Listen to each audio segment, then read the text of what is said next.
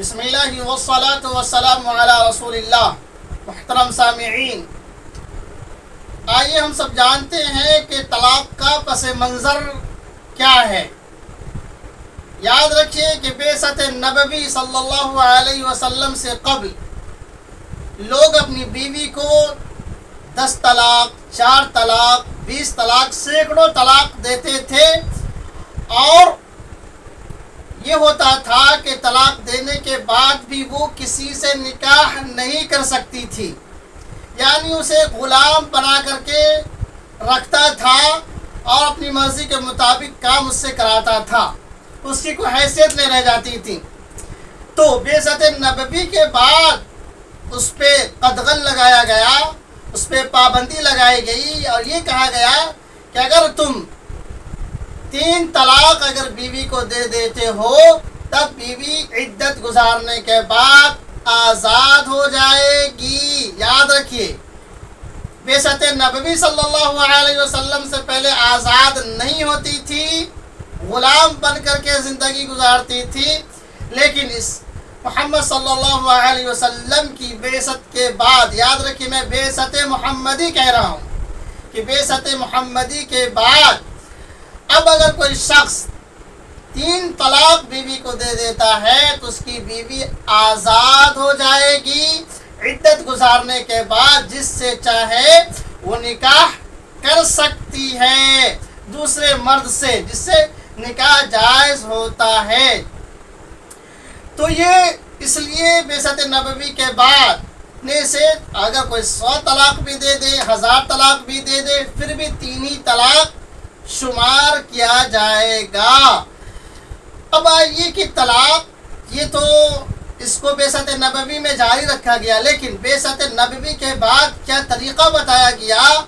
کہ اسلام، یاد رکھیے کہ اسلام میں شروع دور سے آدم علیہ نبینا علیہ الصلوۃ والسلام سے اسلام ہے، اور بعثت نبوی کے بعد اللہ تبارک و تعالیٰ کے پیارے حبیب صلی اللہ علیہ وسلم کی احادیث ہیں، اور قرآن کی آیت بھی ہے کہ میاں بیوی میں محبت کے لیے، الفت کے لیے، انسیت کے لیے ایک دوسرے سے رشتہ قائم کیا جاتا ہے۔ دنیا کا نظام تبادل و تناسل کے ذریعے چلانے کے لیے شادی کا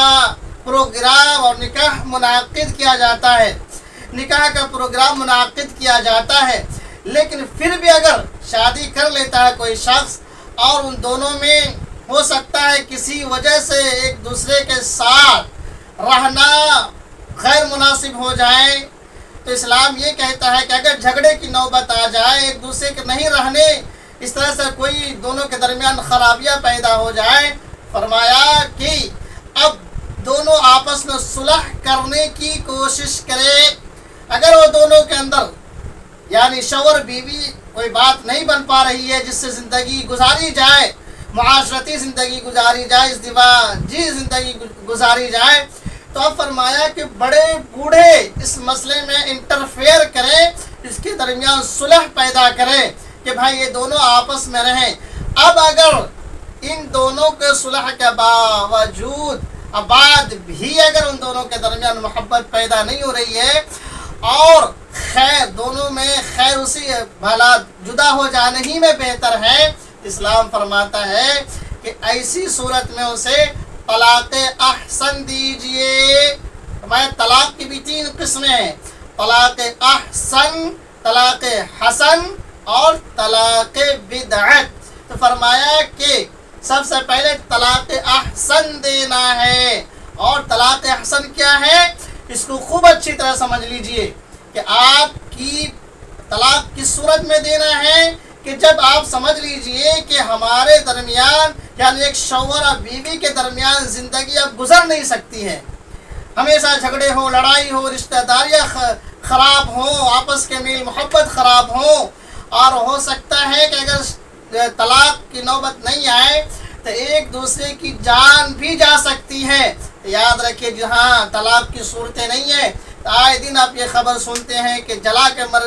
مار دیا گیا، یا پھانسی لگا کر کے مر گئی یا مر گیا، اس طرح کی نوبت اور اس طرح کے معاملات آپ دیکھتے ہیں، پڑھتے ہیں، سنتے ہیں۔ اسلام نے فرمایا اگر ایسی نوبت آ جائے تو یہ صورت جو آپ کو دیا گیا ہے اسے اختیار کیجئے. تو طلاق احسن آپ کو اس لیے طلاق احسن کا اختیار کرنا ہے. طلاق احسن کیا ہے کہ آپ یاد رکھیں کس صورت میں طلاق دینا ہے کہ جب آپ دونوں کے درمیان یہ معاملہ بالکل طے ہو جائے کہ اگر ہم دونوں جدا نہیں ہوتے ہیں تو رشتہ داریاں ختم ہو رشتہ داریاں میں تعلقات میں خرابیاں پیدا ہو سکتی ہیں, ایک دوسرے کی جان جا سکتی ہے. تو ایسی صورت میں ایک دوسرے سے جدا ہونا ہے, الگ ہونا ہے. وہ بھی کئی لوگ اس میں انٹرفیئر کریں, مصالحت کریں,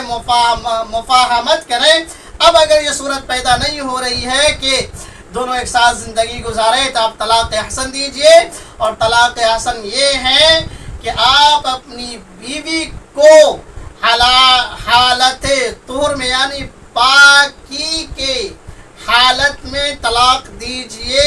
ایک طلاق دینا ہے اور وہ بھی اس وقت کی جب آپ اس سے مجامعت نہ کیا ہو, یعنی اس سے آپ سیکس نہ کیا ہو, تو اس صورت میں طلاق دینا ہے. طلاق دیجئے, ایک طلاق دیجئے, اس حالت میں دیجئے کہ آپ کی بیوی پاک حالت میں ہو, آپ ان سے صحبت نہ کیا ہو. اب ایک طلاق دے کر کے اسے چھوڑ دیجئے. اب اس میں آپ کو اختیار ہے کہ عدت کے درمیان آپ اسے رجوع کر لیجئے. رجوع کے کئی سارے طریقے ہیں, اس سے بات کر لیجئے یا اس سے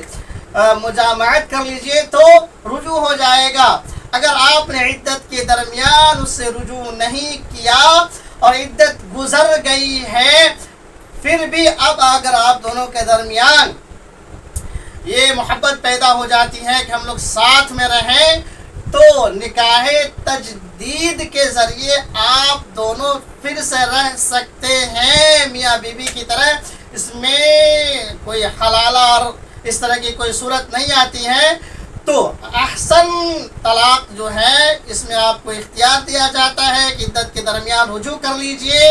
اگر رجوع نہیں کر پائے تو اگر آپ عدت گزارنے کے بعد یا گزر جانے کے بعد اگر صورت پیدا ہوتی ہے کہ آپ دونوں ساتھ میں رہیں تو یہ اختیار حاصل ہوتا ہے کہ نکاح تجدید کیجئے, نکاح جدید کیجئے اور جس طرح زندگی گزاری جاتی ہے اس طرح زندگی گزاریے. باقی پھر طلاق احسن اور بدعت کے بارے میں انشاءاللہ مزید دوسرے ویڈیو میں گفتگو ہوگی. اللہ حافظ.